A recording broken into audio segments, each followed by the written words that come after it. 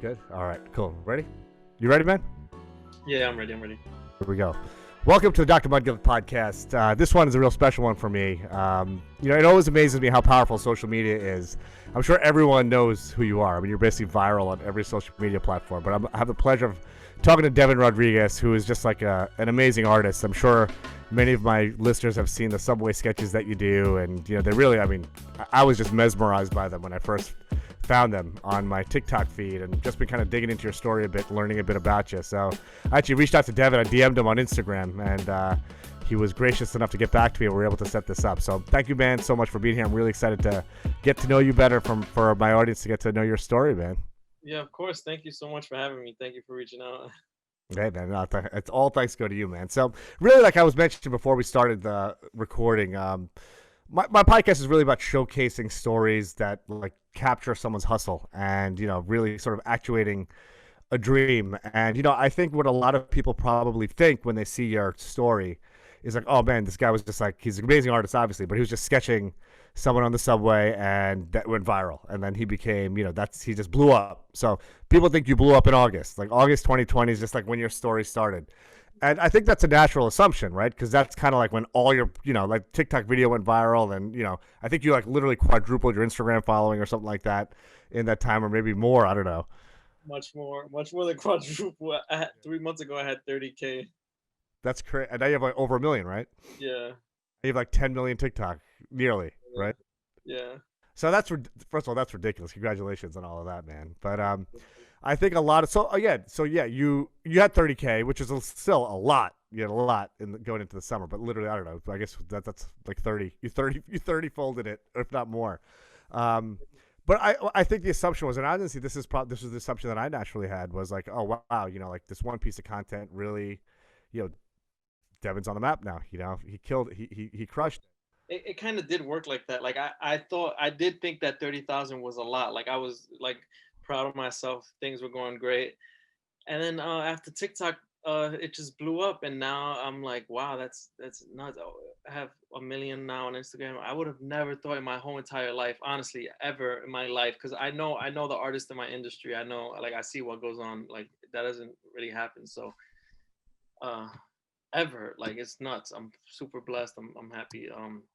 Yeah, I mean, it sort of was not overnight, because I've been grinding for like 10 years, or more than that, but I've been taking this serious since I was like 14. So yeah, like 10 years. But it was just so like exponential, like kind of overnight. It was like overnight after 10 years, so it was so drastic at that point. I love what you just said there. It was overnight after 10 years, because I think that's the part that I really want to showcase. So, yeah, obviously your platform went berserk, but you have 10 years of a portfolio to show for it. So, like, when someone was like digging through your stuff, it's not like, oh, this is only like Subway stuff. Like, you were like a famous artist, actually. In 2019, you were a finalist in the Outwind Boo Cheever portrait competition, which is like this huge deal. Like, 2,500 people apply for this. It's once every 3 years. They pick 40 or 60 people to be finalists. You were one of them. Like amazing art mentors, which we're going to get into. I mean, so yeah, the success happened, boom. But there's like you said, there's 10 years of hustle that really laid the foundation for the overnight, quote unquote, overnight success that you had, man. And I think it's amazing. Yeah, for sure. I've had like achievements here and there, and I'm still young. I'm 24, so I've had like some like Smithsonian, New York Times and stuff, but never like so much like back to back to back success. Like I've never seen that before. So it's with myself. So it's going great. It's kind of nuts. It's just the beginning for you, man. Yeah, no, for sure. It's just the beginning. I'm gonna take it to a. I don't want to brag, but I'm gonna take it to a whole new level. Like I already know. So this year is like. Well, sorry, man, I didn't mean to cut you off here. Go ahead. This year. I was gonna say like the rest of this year and next year, I'm gonna like ramp it up. Hey man, for you to be able to make this kind of lemonade out of the lemons 2020 served us, man. That's something special, But I want to just get into your story a little bit, man, if you don't mind. So I know you're from the South Bronx. You're a New York guy. Like me. Born and raised in New York.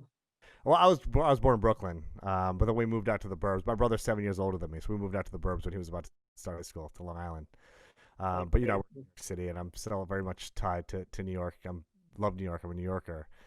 So you know, you grew up in the South Bronx. You know, I don't know much about your story. I know your dad was like a really amazing tattoo artist, but Yeah. that's all I was able to really find about him when I was trying to like research you. I know he passed away at a young age.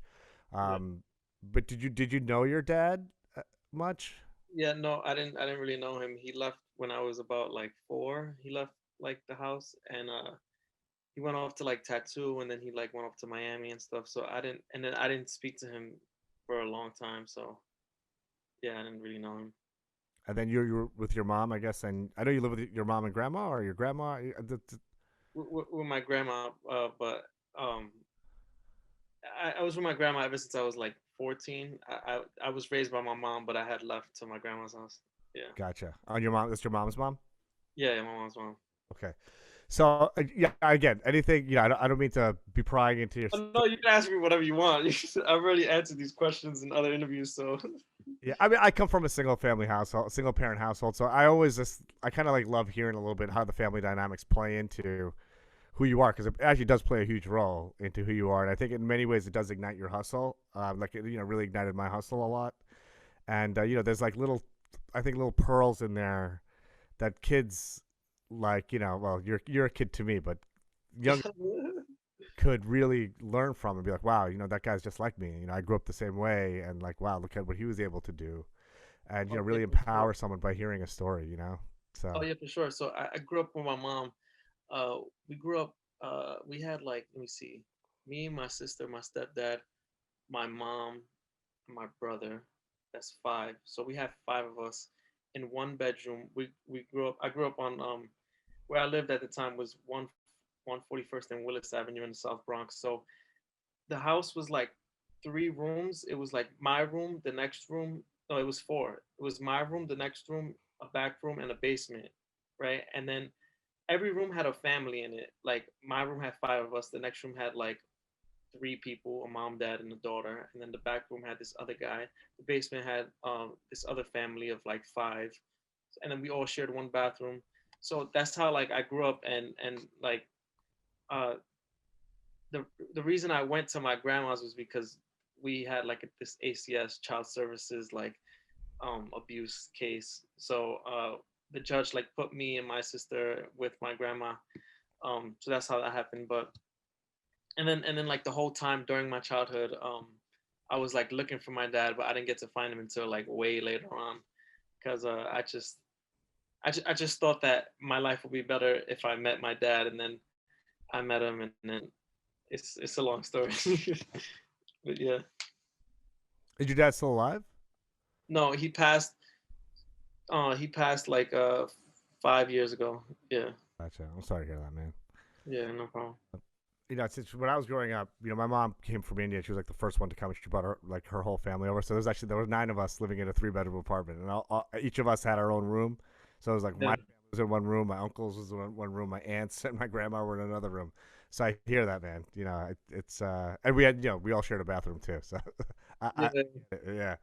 So I know, like, so there's you've had like mentors in your life from what I gather, and so I know, like, you know, you got into some trouble as a kid. You know, you're like a urban kid who's into art. You know, you yeah. doing some graffiti and all that sort of stuff. Were you like natural, like when you were a kid, like in kindergarten or first grade? Were you like just a naturally gifted artist? Like it was just something that was inside of you. Like you were able to just, you know, sketch stuff out. Yeah, I mean, I wasn't like I was naturally like in love with drawing always, always. I just and nobody told me like, oh, just start drawing. I just always drew. 4 years old, 5 years old, 6 years old. I was always drawing. Then I remember this guy from the neighborhood. He was like an older dude. He used to like kind of like mentor me or give me tips as like a 7 year old, 8 year old. And he told me about like, well, actually, I was already into graffiti. So like as a first grader, I would like my biggest like trouble was always like drawing all over my whole notebook, like the whole notebook, like, and my teacher would always tell my mom, like, Devon needs to stop drawing all over the notebook. Like it's just such a mess. Like it's just everywhere. Um, so I would just draw letters, graffiti, all this stuff. And then that guy told me, he gave me like a name. It was at first my first graffiti name was Lil One. I remember he told me like, you're Lil One, you're gonna be like the. He was actually this is why I'm not gonna even say his name. He was actually a drug dealer. He's like, your name is Lil One, you're gonna be like the littlest one out of all of the graffiti writers. And I was like, all right, I'm gonna do that, Lil One. So I started doing that. I was like 8 years old, 9 years old. I would just do like little Sharpie tags and stuff around. And then it was so I was just focused on graffiti because that was like what was around me. Like my friends that drew, I was always known, like in elementary school, I was always known as like the best artist in the class or the school, but no one else was really an artist. And the kids that I met in middle school that were artists were into graffiti. So I was just like fully into that. Um, and then the way I got arrested wasn't even like really my fault. I mean, yeah, it wasn't even really my fault. Like, uh, I could tell you how that happened if you're interested. Of course, man. Get into it. Yeah. So okay. So we used to have like these graffiti crews and meetups, right? So um, we would like all get on AIM and like make a group chat on AIM and like talk about where we're gonna meet. And we're gonna all bring our black books and maybe tag each other's books and stuff. So I had a meeting with some people at Hunts Point in the Bronx. So we met up in like a McDonald's, and it's like maybe like 20 of us in this McDonald's, right?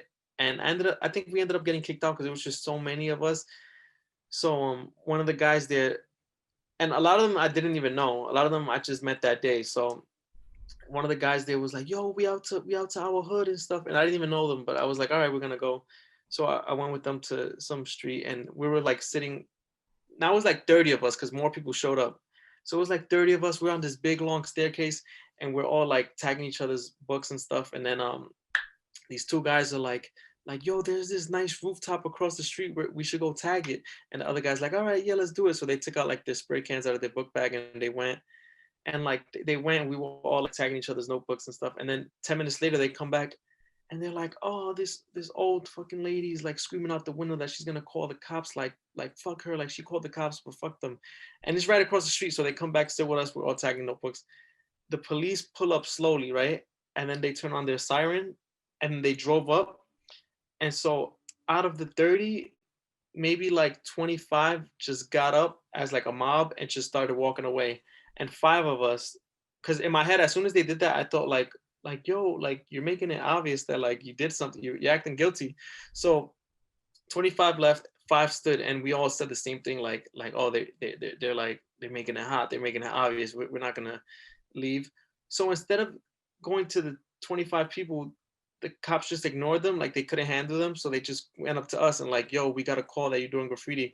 And we're like, we didn't do any graffiti, and we're blatantly like drawing graffiti in these notebooks. And we're like, nah, they're like, what are the chances that you're doing graffiti in these notebooks? Anyway, so they were like, we're gonna let you guys go, but just fucking go home, you little kids. And then one of the guys, I didn't even know any of them. Or the four guys, I didn't know any of them. So one of the guys is like, oh, like, fuck you, pig. I hate cops. And the guy's like, the cop is like, oh, just go home. And he's like, no, can I curse on this podcast? The guy's like, oh, fuck you, like you're a bitch. And the cop is like, just go home, you little like pussy. Like they're just talking back. I'm like, oh my god, just like be quiet. Let's just go home. Like, anyway, then the guy I was with punches a mailbox, and he just punches it. He's like, oh, I fucking hate cops. And he punches the mailbox, and the cop's like, what? All right, now you guys are all going in. And we just all got arrested right then and there. I got taken to the bookings at Hunts Point and stuff. And yeah, we that's how it happened. So what happened? Did your grandma have to come pick you up? And Yeah, I was living with my mom at the time. So they took my phone for like evidence or something like that. I had a sidekick. They took my sidekick, and I was and they kept like when we were in the bookings like arrested next to each other. It was a Friday. They kept saying the cop would like keep coming into the door and saying like, oh, you guys know it's Friday, right? Like if nobody comes to like pick you up, like you staying over the weekend in jail. And I'm like so nervous, like, oh my god, can you please call my mom? Like go into my phone. Anyway, they were like, oh, we'll see. They finally go into my phone, and I said, call my mom. And so they called my mom, and my mom was like, they said, oh, your mom said to leave you in here. like you want to be doing graffiti, you going to jail. I was like, no, like, and that's something my mom would do. Like, I'm like, just please call my grandma, please. And they were like, all right, we'll try your grandma. My grandma came right away, like came pick me up with my aunt. They were like this. I was in the bookings for like maybe 4 hours with these guys, and they were saying things like guys, since we got arrested together, guys, we gonna stay together. You know, if we gotta like if I gotta stab somebody for you, and I'm like, whoa, I gotta get out of here. Like please call my I'm like, can you call my grandma? Like, and my so anyway, my grandma. So I was there for like 4 hours, and then my grandma finally showed up, and she was disappointed, but at that point I didn't care. I was out of there. Like, Yeah, definitely, man. Wow. So I think I know in a lot of the interviews that I read, that was kind of like a turning point. Like it seemed yeah. for you, like in terms of like how you were going to express your art, and I don't know if this is exactly accurate, if the timeline is accurate, but that's kind of when you got into sketching portraits, from what I understand, right? Is it around then? It was a little bit after. So I think that was seventh or eighth grade, and I was always into art. But when I thought of art, I thought of graffiti. So even after that, I didn't like. I just stopped like drawing on the streets or like like tagging, but I was still drawing graffiti in notebooks because that's what I do. That's what I love to do at the time. So we got given this high school directory book in eighth grade on like all the different high schools, and like my mom wasn't like involved in like my we were like me, my brother, and my sister. We were like little adults. Like we do. Like, she didn't take over. Like so, we basically had to decide which schools we're going to. So I was flipping through the book and I saw the High School of Art and Design, and I was like, wow, High School of Art and Design, and it's in Midtown Manhattan. I'm from the South Bronx. It's it's a whole different world. You're from New York. Like Midtown, 59th Street, and Lexington is like way different from Brook Avenue, where I'm from. So I'm like, I'm gonna go here. This is cool. So I put that as my first choice, and I had an audition. So I noticed like I think I googled like how to make an art portfolio, and like you needed to make like portraits, figures, still lifes, landscapes, cityscapes, use graphite drawings, use a variety of media and stuff. And I didn't know what any of that stuff meant, but like I tried my best. So I would draw like a portrait and try to draw a landscape, and um it was so bad that like I didn't get accepted, so I had to go to my zone school, Samuel Gompers, which was a terrible school. So Gompers was ninth grade, where I met my art teacher, Jeremy Harper. So that's where I started like getting into sketching and realism and portraits a year later.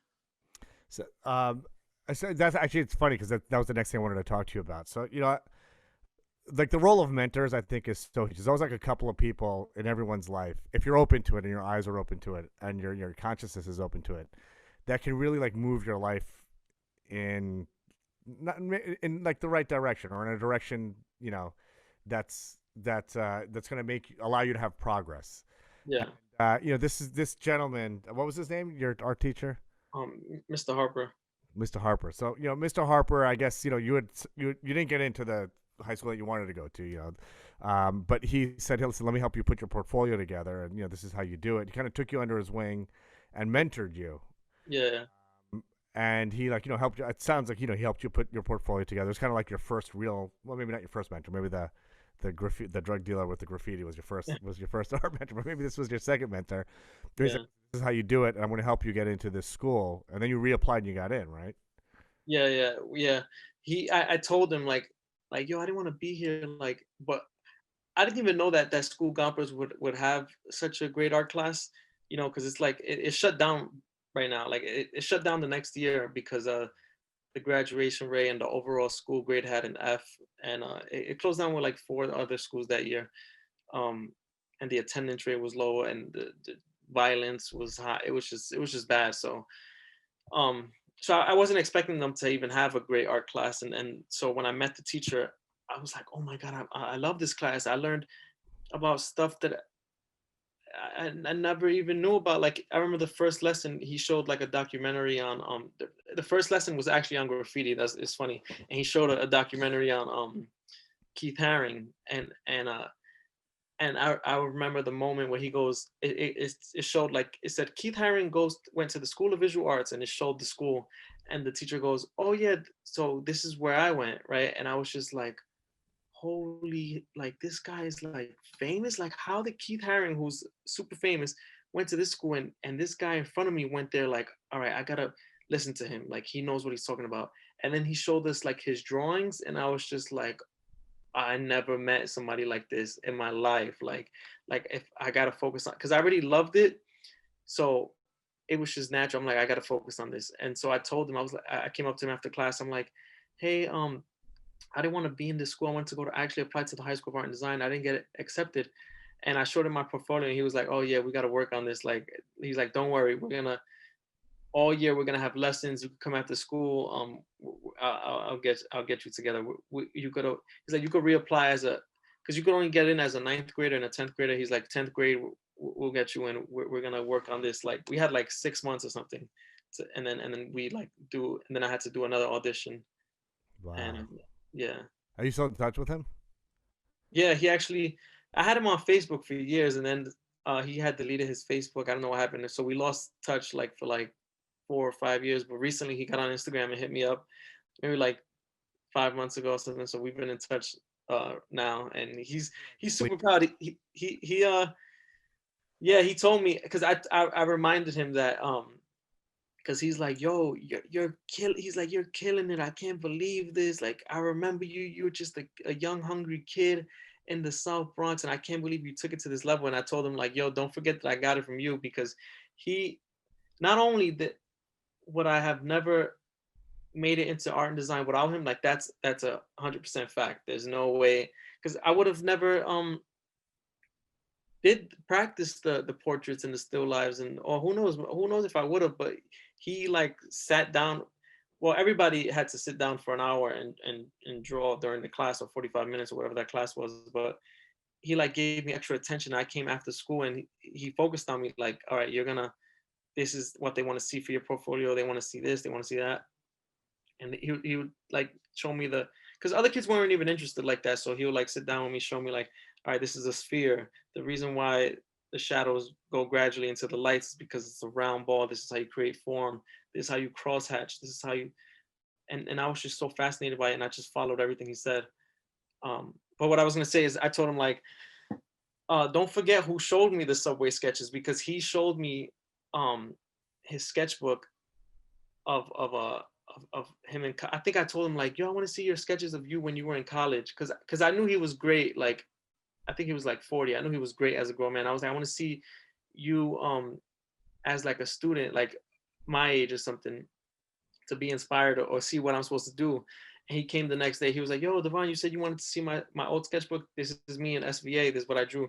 So I'm flipping through it, and I noticed that the sketches were of people on the subway. I was like, is this on the subway? And he goes, yeah, yeah. You know, on your off time, you should always practice drawing people on the subway. And I was like, do you ask them? Like, that's weird. Like, do you get permission? He was like, no, I just like to draw people from life. Like, you're gonna get a variety of faces and shapes and different noses, different mouths, different, like, he's like, if you sketch on the subway, like, it's great practice. So I told him like, remember who showed me about drawing people on the subway? Like I was like given that, like I was inspired by him to do it, and he was just like, he's like, nah, man, but I didn't take it to the levels you're taking it to. And I'm like, nah, but like you made, like I told him like, you made me, like basically. I mean, I put in a lot of work, but he got me. I mean, I had to make the drawings, but he got me into school and got me like inspired me to do what I'm doing right now, which is nuts. Like that was like given to me by the universe or something, like It it's was, crazy. man. Yeah, that's so beautiful. Um, Yeah. and that's really, I don't know, to me, man, that's what like life is all about. It's almost bringing me, it's emotional. It's bringing me to tears almost. I mean, that's such a beautiful story. And I love that. Like, that's what this podcast is all about. Like for Yeah. some kid to hear that story and be like, holy shit, my teachers really care about me, or like people in the world that I don't even know Yeah. Yeah. and want to like help me. Yeah. This Yeah. dude just like took you under his wing, man, just because you showed an interest and you were interested in it. I Yeah. love that, man. That's just so cool. Yeah. Thank you. Thank you. God you got reconnected with that guy, man. Because you know, sorry, thank God Yeah. you reconnected with that guy. Sorry to make you cry. It's just cool that like it's just cool that he got to see your Yeah, success. yeah. He was a part in it, so it's awesome, man. I love it. Yeah, yeah, huge part is kind of nuts. And then I remember when I finally got accepted, I didn't even want to tell anybody because so my boy Yanyel, he had to go to the guidance counselor for something. And so I did the whole portfolio. I had a it's kind of sad too because my best friend in that school, his name was Yanyel. I had two best friends, Yanyel and Carlos. Carlos was more into because my friends were like naturally like artists. That's what I would gravitate to. Carlos was like more into graffiti. So I still would like do graffiti with him, like on books. I wasn't trying to get arrested again, so I would still do graffiti with him and stuff. But my boy Yanyel was really into drawing realistic. This kid could draw anything. Like I was amazed by him. Like he would sit next to me and I'll be like, "Hey, draw like a skull," and he would just draw a realistic skull and like just so naturally gifted. And I was just like, "Yo, I want to be like you." Like so, I was like with him all the time, and we were both sitting next to each other in Harper's class, like always drawing.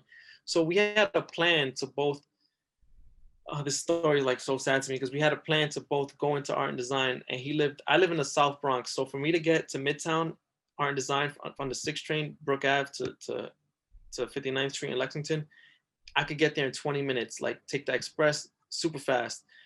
Where he lives more uptown in the Bronx, it would take him like, I think he told me like either an hour or an hour and 20 minutes.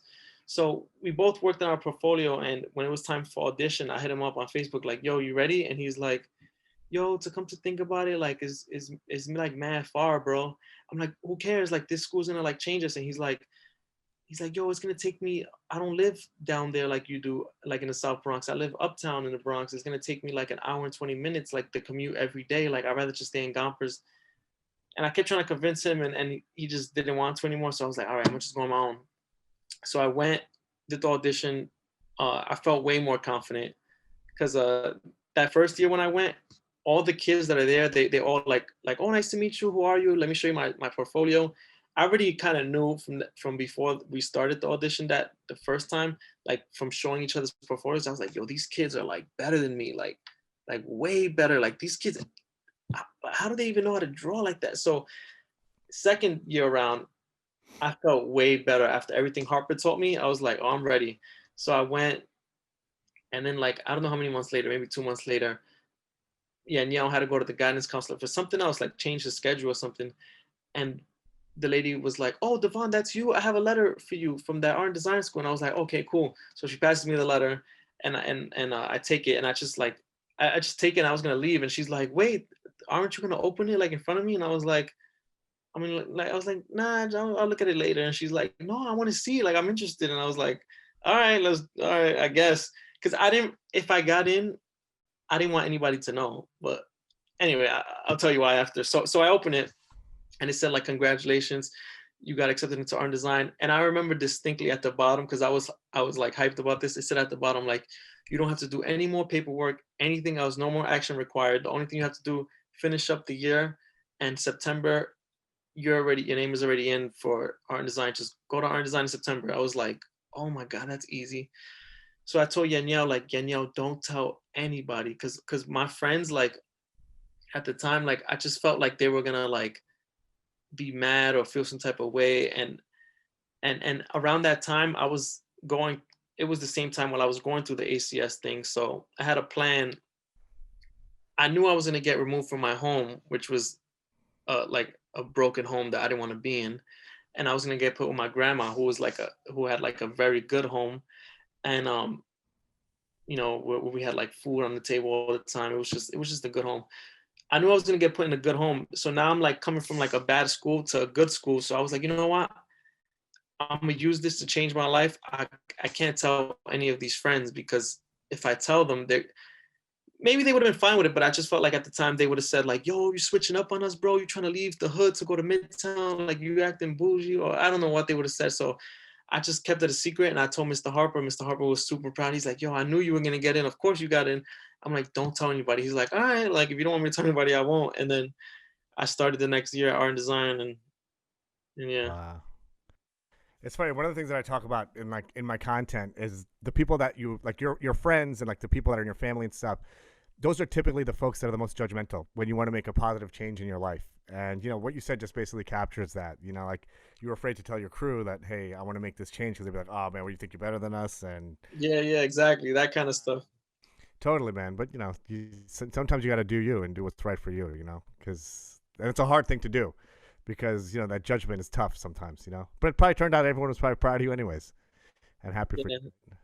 yeah, yeah, yeah. They they hit me up the next year, like in September, like, yo, bro, why you missed the first day of school? Why you missed the second day of school? I'm like, oh, sorry, bro. I ended up transferring. Like what? Like, You had a lot of explaining to do. I know, right? Like, no, but they were happy. That's awesome, man. So I know like another big mentor that you had was John Ahern, who's like just this super famous sculptor, sort of Yeah, like legendary artist from the South Bronx, been there for a long time. yeah. Uh, who's like just like an older white dude that went to like an Ivy League college, but he's kind of settled into the art enclave there. So you met him at an art show in the South Bronx. Was that from your first year of high school, or was this after you were at the arts high school? Yeah, so at art and design, I met my painting teacher James Harrington, and he was the advanced placement art teacher. So I got accepted into that class, and that school is amazing. Like every year, like the teachers would just randomly announce, like, "Oh, we got this internship here, we got this internship there," and I would always take them. Like I was always interested in like art internships, and they were all paid, and I would have done it anyway. Like I was just I wanted to be in that like so bad. So my sophomore year, I got an internship at the Museum of Arts and Design, which is in Columbus Circle. It's separated.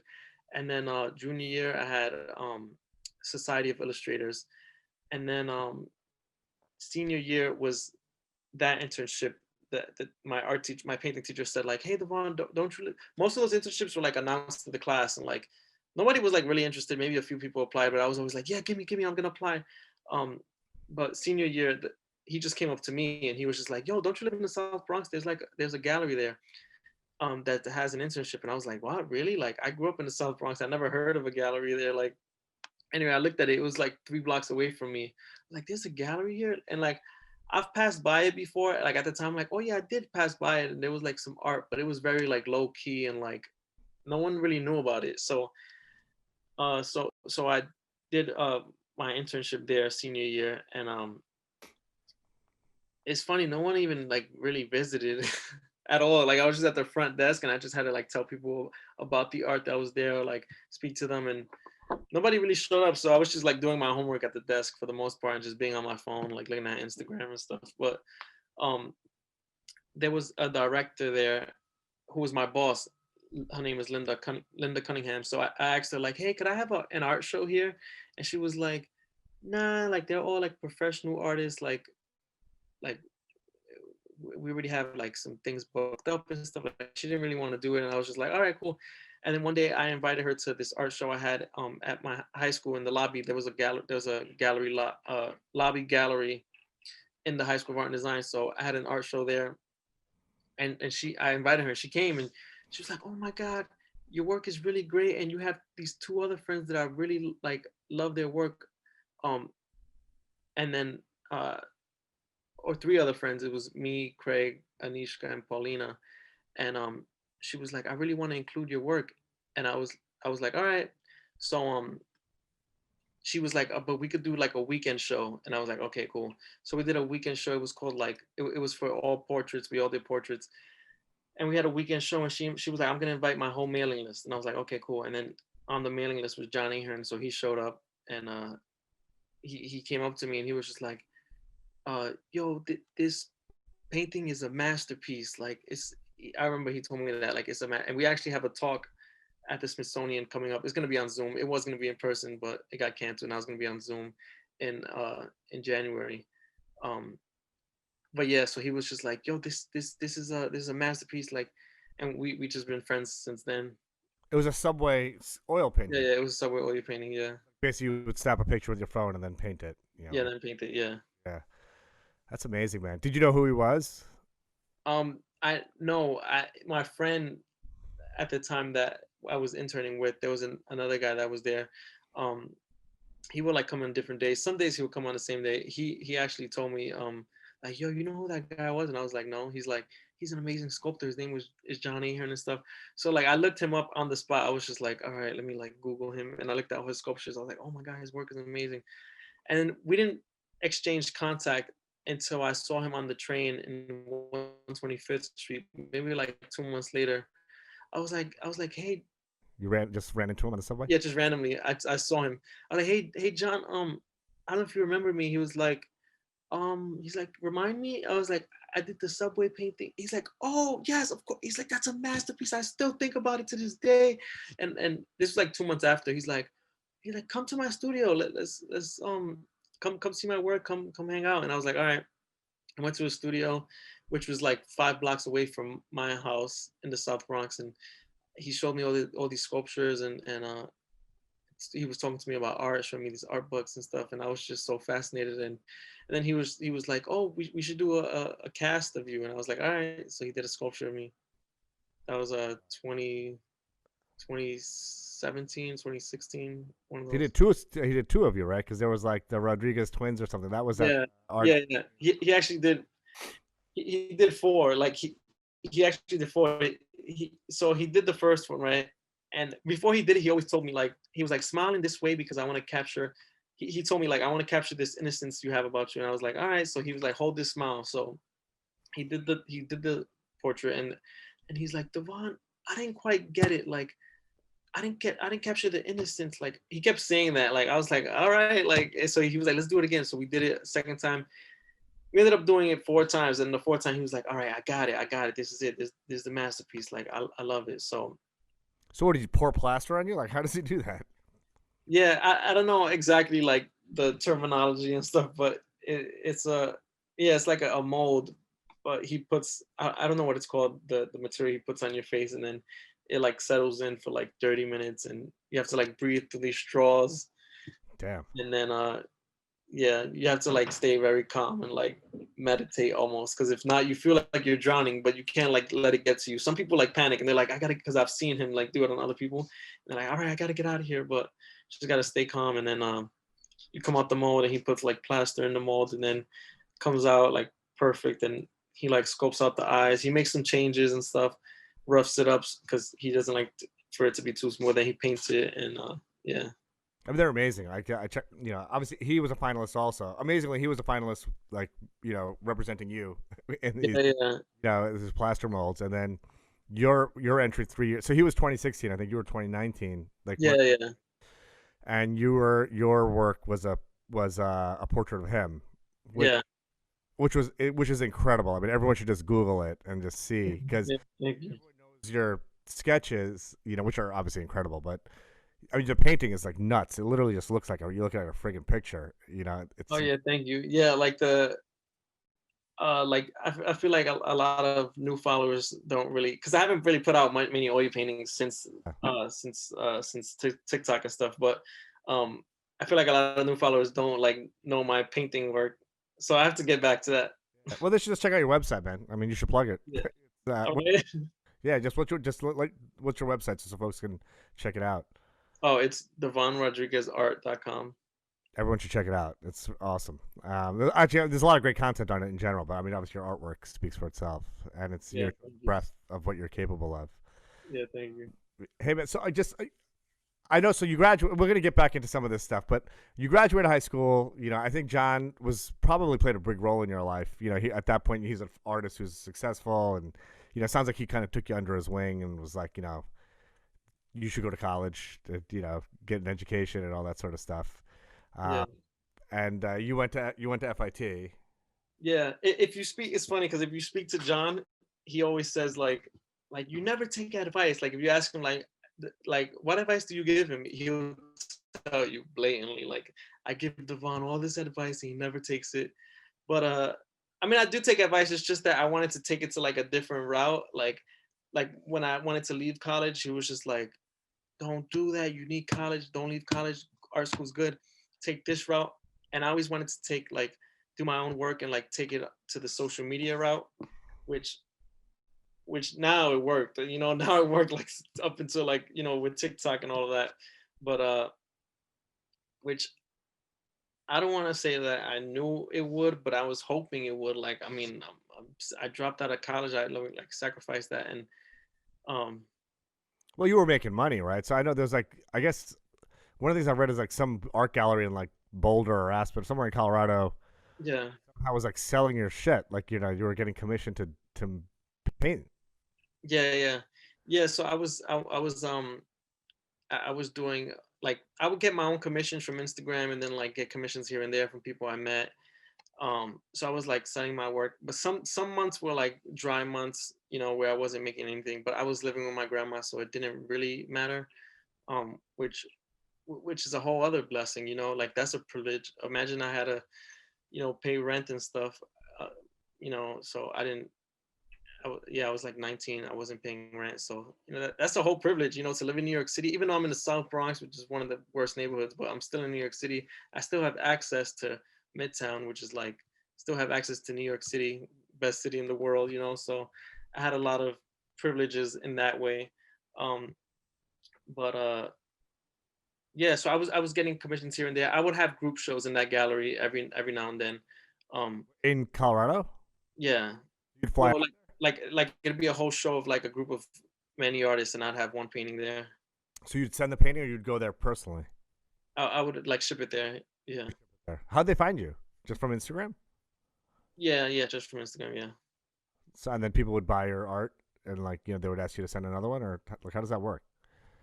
they would just contact me like, hey, we have this show like that like a figure show or portrait show. We think your work fits. Like we have like 30 artists. Like, can you submit a painting?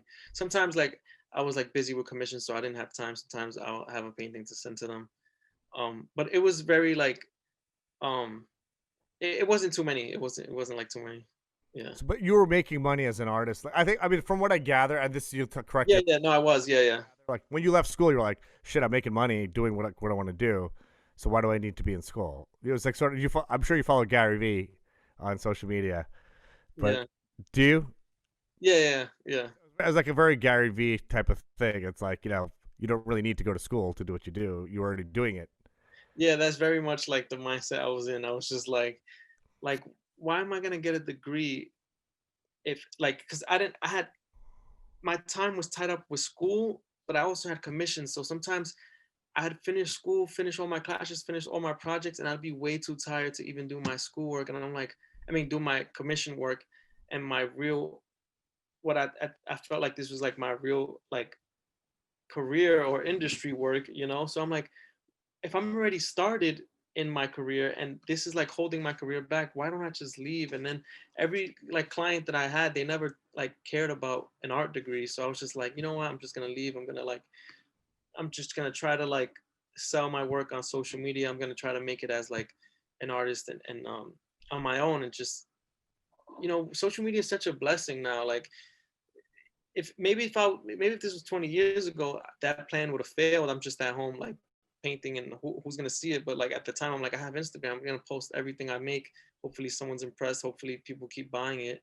Because I basically live off, or at the time, basically live off emails or DMs. Like somebody hits me up, I gotta just hope and pray that this painting is good enough to convince the next person and stuff. So, and I was confident enough to like drop out at the time. So, and it's working out so far, but we'll see if it keeps going. Yeah, I think it was one of the best decisions you probably made, man. Right. So Yeah. Let's see. just talk to me a little bit about like the sketches that you do. Are those done like in real time? Like like you're literally just like if I'm sitting across from you on the 6 train, you'll sketch me out for the ride, and then it'll be done, or does you like have to go Yeah. home and finish it? Yeah. Some of them I'll do like finishing touches at home. So how long does it take you to do one of those, like from beginning to end? Maybe like 50 minutes. Yeah. That's 50. That's it. Yeah. So sometimes they go over All the. that little shadow work and the fine detail. What was that? Sorry, I didn't. I mean, even because I love at the end where you have like the white pen and like you're doing all the shadows, like the fine shadows and the fine detail. Yeah. Yeah. I don't know what the stuff is called. I'm not an artist, but it's amazing. The highlights. Yeah. The highlights. I mean, it's so mesmerizing, like watching your work. it's just I can't believe someone is capable of doing that. It's just such an incredible talent, you know. Thank you. Yeah, do you yeah, those videos have been like the most like best thing that I've ever done in my life in terms of like popularity and like going viral. Like and like from a non-artist perspective, like because you know my paintings are way harder. Like to paint and to mix colors and to do a full-on painting is way harder. These sketches are like much easier, and I never, you know, I didn't think they would go that far, you know, where like a bunch of like non-artists would love them. So like I want to ask, like as a non-artist, like what is it about them that's so like fascinating? Because I can see as an artist like, oh, like this technique I can learn from that, or like they, I know other artists like tell me they learn from my process, like because they, some people would assume that like I start off drawing it detailed, but I start off with like a scribble and then it just progresses and progresses, and they're like, yeah, Great. It's the whole process is just so fucking crazy. Like so for me, like watching you go through. I mean, it's like what TikTok's like maximum 60-second video. yeah, It's just it's first of all, it's relatable, right? So it's yeah, like I could never do that. You know, like I just, you know, I can't. But it just seems like someone could learn how to do that. Like it's. I mean, the truth is, you're amazingly gifted, but you make it look so easy, and yeah, something that's so appealing about that. Like, wow, like you know, this literally you have like a pad and like basically I don't know how many pencils and stuff you have, but it can't be that many. You're sitting on the subway, so one, right, one pencil and then that one highlighting pen, or you know, yeah, yeah, oh and yeah, it's so I'm just so captivated by it, and like you also see it like from beginning to end, so it's so satisfying. So a lot of what I have on social media are these pimple popping videos, and like you know, yeah, yeah, I've seen them, yeah, fucking love them. Like they just like go crazy, they go viral because it's also it's something that's like it's quick. There's a beginning and there's an end, you know. yeah, people love to watch, Yeah, and like you can actually see the whole process. So you know, I see in the beginning where you're just trying to do this rough sketch, and it you know kind of just looks like someone just sketches it real quick, and all of a sudden like it's just this crazy thing that looks like a picture. And like it's and the other thing about it is, and this is actually something I was going to talk about later, but now's the perfect time to bring it up. Is so that painting you did of John Ahern, you know, like that one that was, you know, that you won the award, that you were finalists in the Smithsonian competition. There's a quote that yeah, I actually wrote it down because I thought it was just so beautiful. And you said this is exactly what you said. And first of all, people should look at this painting because it literally it's amazing. It looks like a picture, and just to kind of I know I'm a little bit all over the place, but the reason why the painting, you look at a painting and it's amazing, right? And you're just like, you just know that I could never do that. Like, there's just no way in hell. It's just so, the talent that it takes to do that, it takes like some insane professional, you know, to be able to even make something like that. So when I look at that painting, I'm just like, wow, you know, it's just like watching Michael Jordan, you know, it's just like something that you're just mesmerized by because it's like literally looks like a picture and it's so crisp and just amazing, you know. But there's something about the sketch where it's like, oh, it's cool, like you know, with minimal tools, someone can make something amazing, and you know that's just like a relatable part of it. So that's part of the appeal. But what you said about like, and this is something that's true of your sketches. You said, and everyone's got you got to put a picture of this painting up on the podcast, and you know everyone needs to see this because it's fucking incredible. It is no, I'm not surprised you were a finalist out of like you know thousands of people. But you said I wanted to portray him as I saw him, an intense, anxious artist with a hint of anguish. Something that I learned from his work is that every portrait he does transmits something about the subject's psychology, whether it's intentional or not. There's an honesty to what it does, and that's what's amazing about your sketches is you can kind of like feel that person. You know, yeah, there's like some kind of energy that's emitted. You know, whether it's someone with a million shopping bags and their kids toting with them, you just know like you can like feel that hustle of what it's like being a single mom going downtown to the dollar store or whatever it is, getting all your shit and taking it back to your apartment. Or like someone reading like this hipster reading the New York Magazine that lives in like Park Slope or you know some hip place in Brooklyn, and you really convey that, you know. So it's not only is it like there's a relatability to the art itself, but there's something that the art speaks to me, even as a New Yorker, especially. Like it's just like you kind of get a, you can make a story up about the person. Like, oh yeah, you know, I know someone like that, and you know, it's cool. It's just something that's so relatable. yeah. No, thank you. Yeah, I'm like a overthinker and like a over analyzer. You know, so like if I talk to someone like after, I'll like think about like what I said or like what they said, or like if I'm even before I was drawing, like if I saw someone, you know, I would like overanalyze like what they're wearing, or like, oh, what does this say about them, or like what does this say, or like I remember when I used to go from Midtown High School of Art and Design back home, I noticed that like after 86th Street or like 90th, 96 or whatever that stop is, I would notice like the demographics of the people changing, and then I would notice like the clothing changing, like the shopping bags they had would change, like the kinds of people, and I would always overthink it and think like, all right, what does that mean? Why is that happening? Why is this neighborhood, you know, more crime in this neighborhood? Why is these kinds of people get off? And anyway, so I was very observant and like always loved to people watch and like listen to things and yeah, so it just went hand in hand with drawing it. You know, I'm just it's fun to draw. You know, like it's just fun to draw like different things every time. You know, like whether um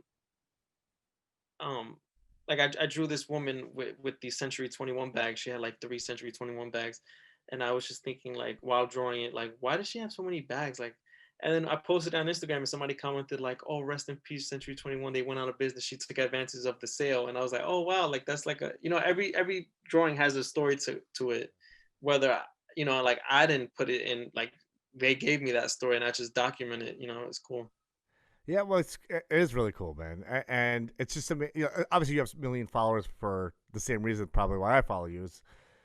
It's just there's something so compelling about looking at it, and you can kind of and you capture that very well, especially with like people wearing masks. Like it's like their eyes and their gestures have to tell their story, and Yeah. or they're like the way they're sitting, or like something about them like gives away a piece of their story, and you don't know their story as much as we don't know their story, but Yeah. something that's, I don't know, it's just magic, man.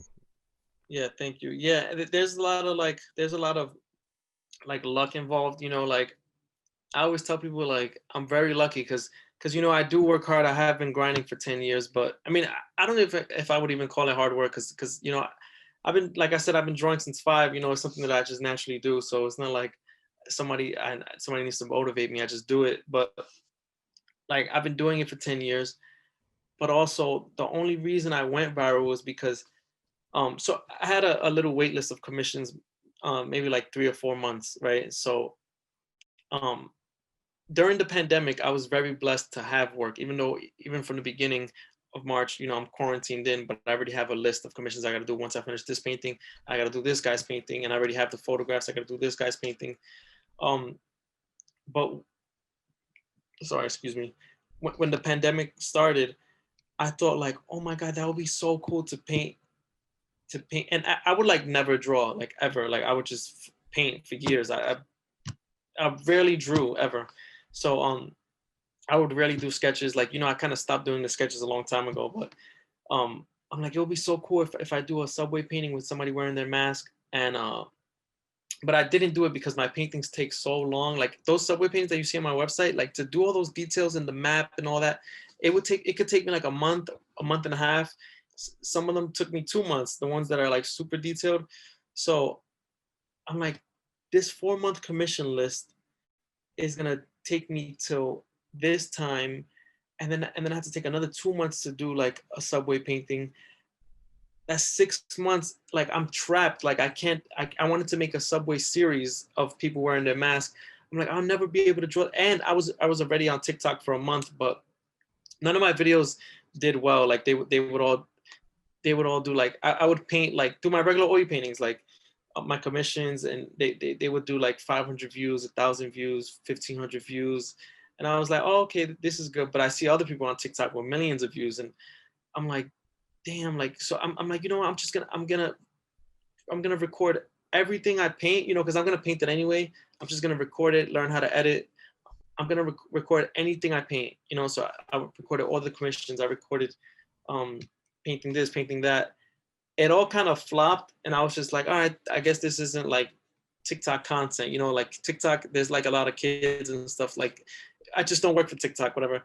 And then I was like, I should do a pandemic painting, but since it's gonna take me so long, I was like, you know what? Let me just do a sketch because it's sketch is fast. Like, and I was like, since I'm already on TikTok, I'll record it because I'm gonna record everything I do. So um I did a sketch. I edited it and I was like, all right, let me just try this. Posted it, and the first one was viral, like 6 million views. I never got anything near a million, like ever. Like, so I was just like, wow, that's nuts. And I was like, all right, so I'm gonna make the series in drawings, like, and yeah, it's been working out. I'm still doing it. The rest is history. It's funny. I mean, my TikTok is nowhere like your TikTok, but it's funny. I had a very kind of a similar story. I was like posting. I was, Instagram. I'm Instagram. I'm YouTube. I got the podcast, and I was like, all right, I got to get to TikTok. Like Gary Vee says, you got to get to TikTok. I was like, all right, I got to start TikTok. So I started TikTok. Nothing. Crickets. I was getting like my best one. I think was like 2,000. And I was like, oh, that's pretty good. Yeah, same. And it was right before. It was like December 23rd of last year. Like, my family, we always go down to Miami for Christmas. And I was like, I was talking to Ayush, who's my video, who's like my helps me make all my content. He does a lot of stuff. And I was like, listen, man, I was like, fuck TikTok. I was like, I'm giving up on this shit. I was like, I'm gonna post. This is my last video on TikTok. It was December 23rd. So I posted a pimple pop, one of these cyst popping videos. Yeah. Because everything I would put on TikTok, they would take it down. They said it violated community. Really? So all my dermatology shit, they would take it down. That was like, that's what built me on Instagram. That's what built me on YouTube. I was like, TikTok, man. So I posted that video on December 23rd. I shut up. I went to sleep that night. Got up the next morning. Had like 1 million views. I was like, oh, shit. And then it just went viral over the course of days. It went up to like 8 million views. That's nuts. And then TikTok took it down. What? Oh. I was like, oh, Oh, sorry. I was in Miami, and I was like, all right, just give me a bunch of cysts. So I kept posting them. Take them down. They'd put them up, take them up. But my TikTok started growing like crazy. And finally, like, I kept fighting with TikTok. I'd appeal their decision, going back and forth. Then finally, this is like, so end of January, I'm, posting, taking down, posting, getting taken down, posting, fighting. Then I posted 3 videos in a row that violated community guidelines. So I keep trying different things. They took my whole account down. No way. Oh my God. Your account's been suspended. I was like, shit. There's like a little button on the bottom where you could appeal it. So I appealed it, and I was like so down on it, man. I was like, shit, like fucking TikTok, man. We had it going for a while. We figured it out. They took me down, but then they gave me my account back after like a week. And then now I've kind of like figured out how to do it, and so now we're like, growing. I got, like How do you do it without them taking it down? it's like hit or miss. So, but they have like AI software that basically, Like, what do they think it is? Like, what? they just think it's like, it is graphic. It's like graphic stuff. So interesting enough, like I could take a video down. No, well, they'll appeal it. No, they'll take it down. I'll appeal it, but they'll take too long. So I'll just delete it and I'll repost it, and then they'll let that stay up. Who the hell knows? It's just some weird fucking algorithm that they have. But it's interesting, like TikTok is a weird beast, man. But yeah, God bless you, man, because it's like, Yeah, but it's definitely a beast. I love TikTok. TikTok is a beast. Man. Yeah, it totally is. I mean, yeah, you were like named what, like one of the top 10 TikTok influencers of 2020 or something like that. Like, Yeah, top 10 rising stars. crazy, love it, man. Yeah. I don't know how I got put in that, but I'm happy because You deserve it.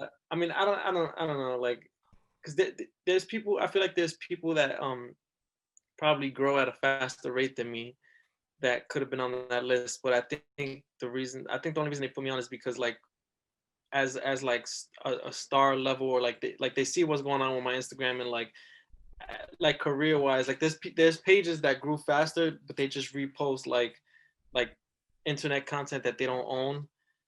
I think it's just like me as like an artist growing, Dude, aside from the numbers, just as an artist growing or something like that. I don't know. I'm happy. Like, that list was nuts. You got like Bella Poarch, Addison Rae, Charlie D'Amelio, and then you got me. Like, I'm not even like I was gonna say I'm not even like a real TikToker. What I mean is I'm not like, you don't see like, I feel like you don't see art go viral on TikTok. Like, the art niche is like it doesn't really do well usually. Like, I don't know.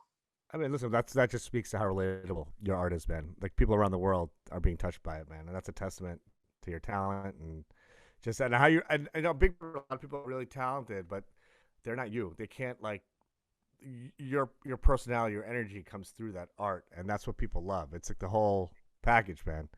Yeah, thank you. That's what makes it work, man. That's what a star is. You're a star. Thanks. What makes it work, man. Well, Devin, I could talk to you all day, man, and I really appreciate you being like so generous with your time. My middle son's name is Devin, actually. That's why Oh, it is? Devin. Oh, nice. D-E-N. You go by Devon, so Yeah. bit at the beginning. But I like I never correct people, and like I have people in my family, like my aunt, she gets so mad. She's like, "Why don't you correct people?" And I'm like, I don't really kind of don't care. Like you can call me whatever you want. You call me Devin Devon. no, my name's been butchered my whole life, man. So I hear that. It's funny because my wife actually tells me like my name is really it's pronounced Adarsh, but most people call me Adarsh or some nickname or something. So my wife always tells me like just introduce yourself as Adarsh, like introduce mispronunciation. I'm like no hell no I'm not doing that. But Yeah. man, I just love seeing your star rise, man, and I think your story is just so compelling. You're so talented. You're so humble. Oh, thanks. Um, and I appreciate you really spending this afternoon with us, man. I can't wait for people to hear your story. And one of the things is like you say luck a lot. You mentioned that a few times.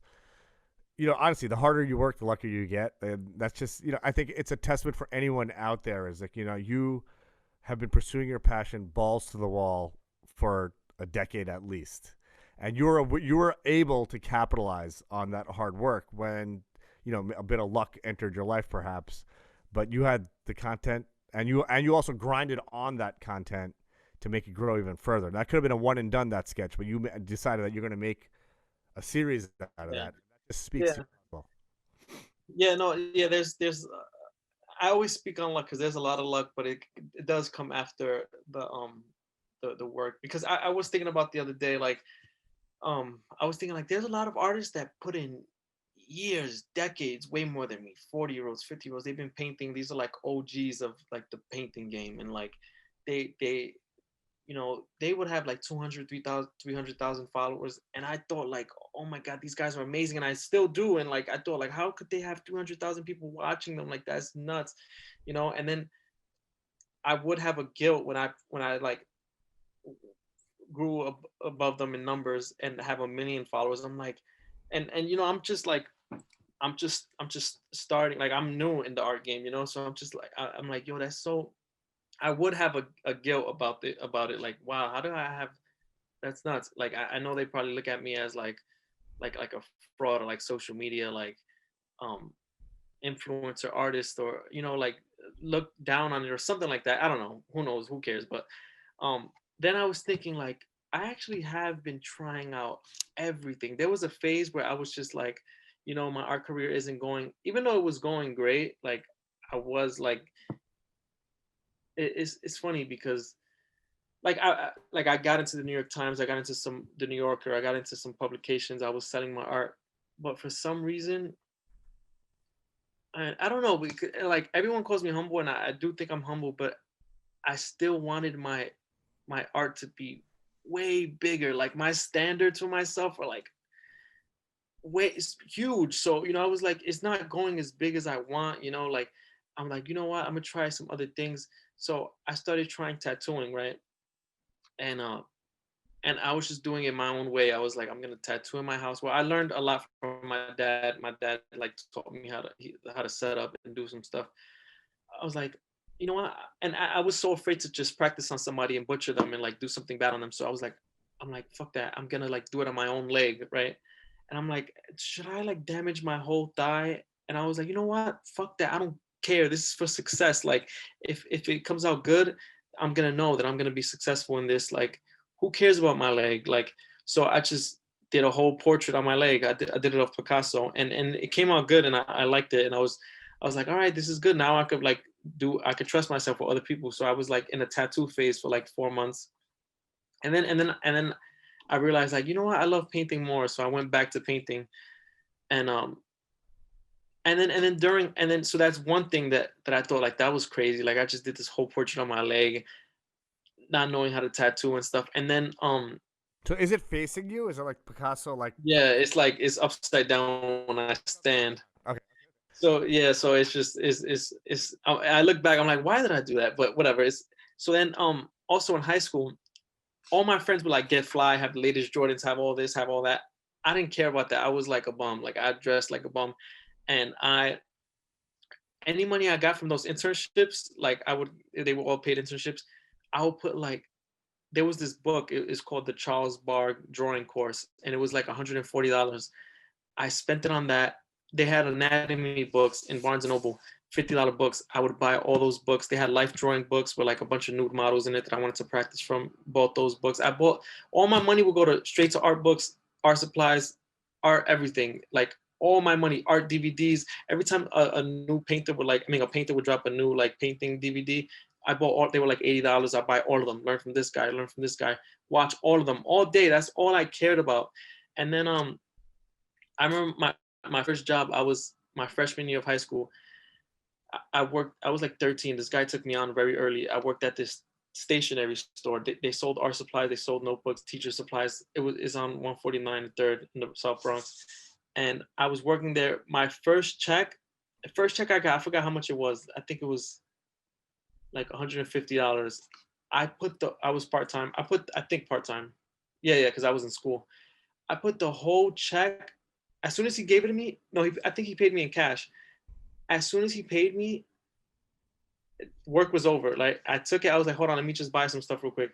I grabbed the sketchbook, markers, pencils, the whole thing, and I calculated the whole thing was 150, and I put it on the and my boss was like ringing me up, right? And he goes, you're gonna spend your whole check in the store? And I was like, yeah, I want to buy art supplies. And he goes, damn man. He goes, you know what? Keep the money. And he passes me the bag of art supplies. He goes, just take the art supplies. I was like, oh my God, thank you so much. Like I wanted to like probably spend the other my 150 that I kept on more art supplies. And then anyway, there's just a bunch of like crazy stuff that I used to do. And I look back on it and I'm like, you know what? Like I am lucky, but I was trying a bunch of different stuff, and there's a few other things I could go on, but I'm like I was doing all these crazy sacrifices, like in an insane way, like just want to succeed like that bad. Like I remember when I dropped out of college, there was this guy on like this painting forum that wanted me to work for him in Texas and move out there and stuff.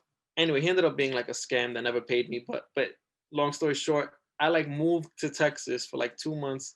Um, all my friends are like in New York. My family's in New York. I didn't even tell them that I dropped out. I'm like hiding in Texas working for this guy.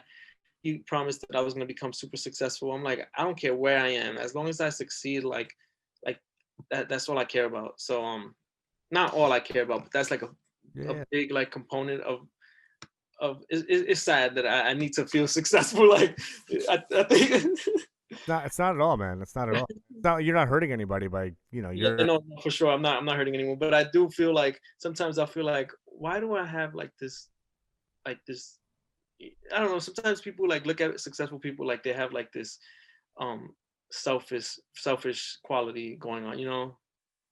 So I'll yeah, think about that sometimes, like why do I have like this drive for that? Like why do I need that? You know, like why do I got to be successful? Why can't I just?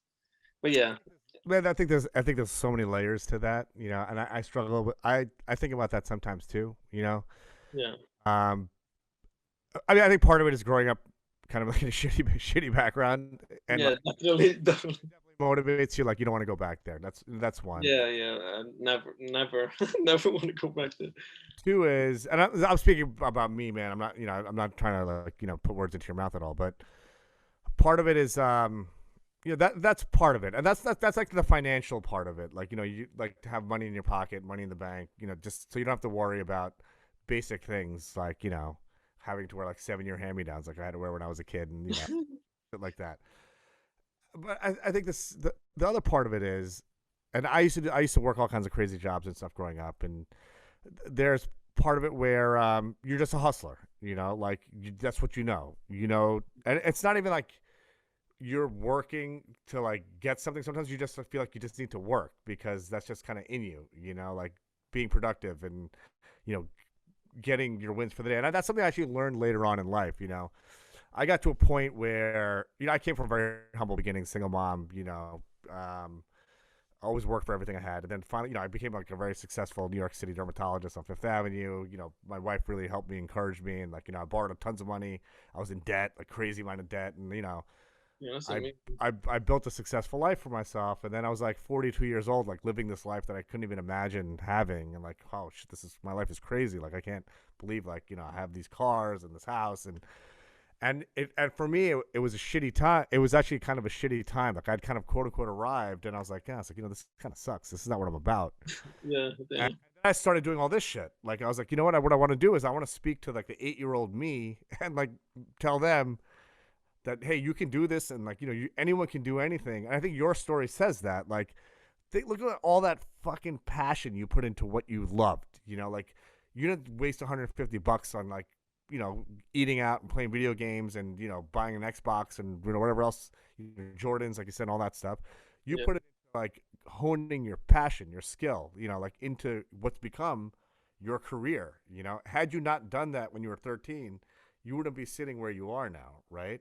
yeah, yeah, for There'll be sure. a time where you reach some crazy level of financial success where you might take a break for a little while, and but I can guarantee you, just like knowing the little bit of your story that I know, is that you're not going to be living in that place for very long, because you're going to want to create, you're going to want to do something, whether it's in art or not. Maybe Yeah, you'll teach kids in the South Bronx about art or whatever it is. yeah, yeah, Always be something. You're a driven guy. You're a driven human. And I realized that about myself when I was 42. I'm 45 now.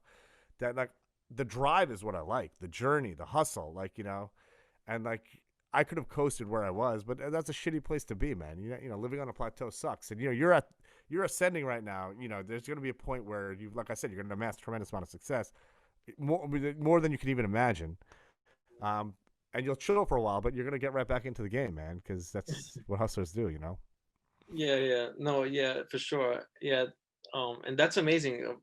Everything that you've done, and isn't it like really, even if like podcasting or like creative stuff doesn't, I don't know what it brings. I'm just saying, like, even if it doesn't necessarily bring like financial stuff, like doesn't like it just makes you happier to create, right? Like just Totally. like even when I wasn't making um because I had some people like I I have some people DM me like, yo, you do this shit for clout, you do it for clout. I'm like, yo, I've been doing this before social media. Like, Mm-hmm. I love it. Like my friend, I remember when my best friend Craig, he wanted me to get on Instagram. I think it was junior year of high school.